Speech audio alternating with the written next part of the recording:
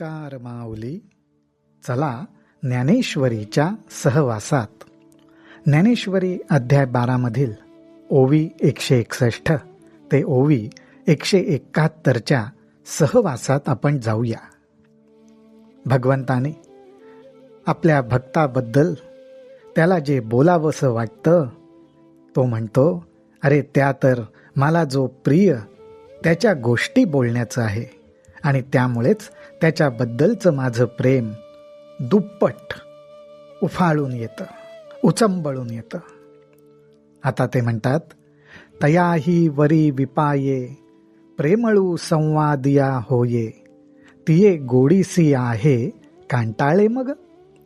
अरे अर्जुना, कदाचित माझ्या प्रेमळ प्रिय अशा भक्तांविषयी बोलण्याचा क्षण मला प्राप्त झाला आणि त्याच वेळी ज्याच्याशी मी संवाद करतोय तो श्रोताही तेवढाच प्रेमळ असला तर मग अशा संवादाला जी गोडी प्राप्त होते त्याचा कधी कंटाळा येईल का? म्हणून गा पांडुसुता तूची प्रियू आणि तूची श्रोता, वरी प्रियाची वार्ता प्रसंगे आली. आता इथे भगवंत मोठा खुलासा करतात. ते पांडुसुताला म्हणजे अर्जुनाला म्हणतात की अरे अर्जुना, ज्या प्रिय व्यक्तीविषयी मी म्हणतोय तो प्रियू तूच आहेस. माझे जे प्रेमळ बोल आहेत ते तुझेच आहेत, तुझ्यासाठीच आहेत आणि त्यातून तूच श्रोता आहेस. तुझ्याशीच मी संवाद साधतोय आणि त्यातून प्रसंगाने हा प्रेमाचा संवाद करण्याचा क्षण प्राप्त झाला. तरी आता बोलो भले या सुखा मीनलो, ऐसे म्हणत खेवो डोलो लागले देवो. आणि ह्या सुखासाठीच भगवंत म्हणतायत मी बोलतोय. ह्यामुळे मला जे सुख झालंय त्याचं मी काय वर्णन करू, असं म्हणता म्हणता साक्षात भगवंत डोलायला लागले. त्या सुखाने ते डोलायला लागले. मग म्हणे जाण तया भक्ताचे लक्षण, जया मी अंतःकरण बैसो घाली. अरे अर्जुना, आता मी तुला त्या भक्ताची लक्षण सांगतो. अशा भक्ताचं लक्षण सांगतोय की ज्याला बसण्यासाठी मी माझं स्वतःचं अंतःकरण देऊतो. माझं स्वतःचं अंतःकरण मी देऊ करतो, असा हा भक्त त्याचं लक्षण सांगतो. मग ज्ञानोबा राय अनेक उपमांद्वारे आपल्या समोर भगवंताच्या अंतःकरणातील भाव प्रकट करतायत. ते म्हणतात, तरी सिंधूचे निमाजे जळचरा भय नुपजे, आणि जळचरी नुबगिजे समुद्रू जैसा. अहो, सिंधूचे निमाजे, माझे म्हणजे भयंकर खळबळजनक माजल्यासारखा समुद्राचा आवेश, पण त्याचं समुद्राच्या पोटात राहणाऱ्या जलचरांना कधीच भय वाटत नाही आणि त्याचबरोबर त्या जलचरांचा समुद्राला सुद्धा कधी कंटाळा येत नाही. तेवी उन्मत्ते जगे, तेवी म्हणजे त्याप्रमाणे, उन्मत्ते जगे जयासी खंती न लगे, आणि जयाचे नियांगे न शिणे लोकू.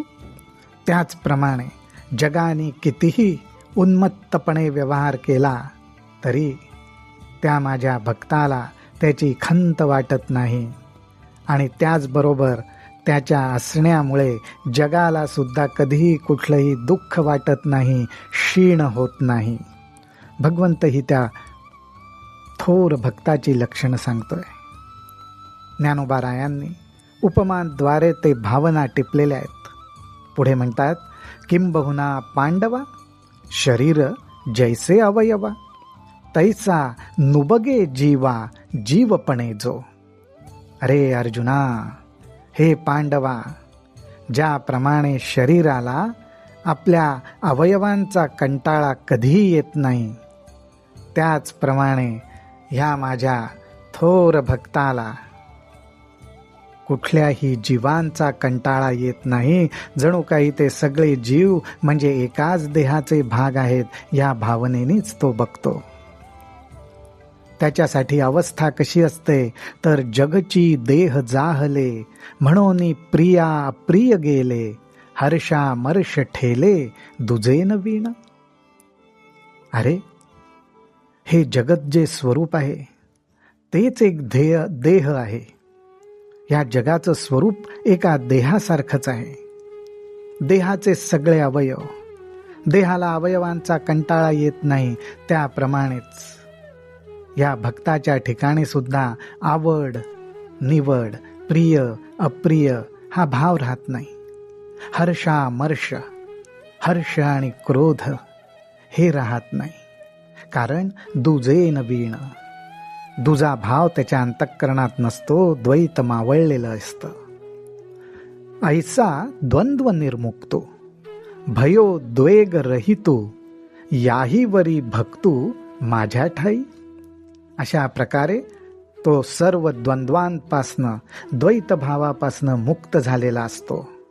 एवढंच काय, भय आणि उद्वेग रहित झालेला असतो. आणि असं होऊन सुद्धा त्याचं माझ्या सगुण रूपाच्या ठिकाणी, माझ्या ठिकाणी प्रेम असतं.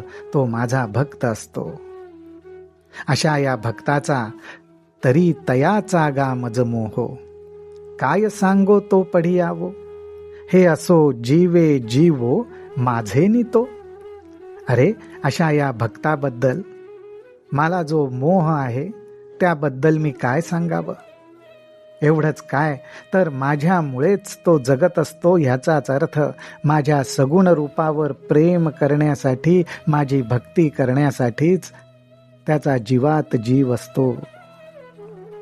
आणि अशा प्रकारे जो निजानंदे धाला, परिणामो आयुष्या आला, पूर्णते जाहला वल्लभू जो.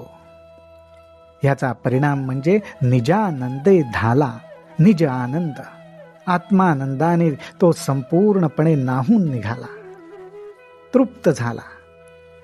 आणि त्या आत्मानंदाचा परिणाम काय, त्याला पूर्णता प्राप्त झाली, ब्रह्मानंद प्राप्त झाला.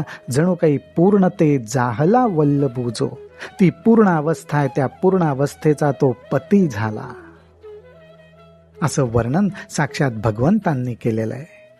रामकृष्ण हरी, रामकृष्ण हरी, रामकृष्ण हरी.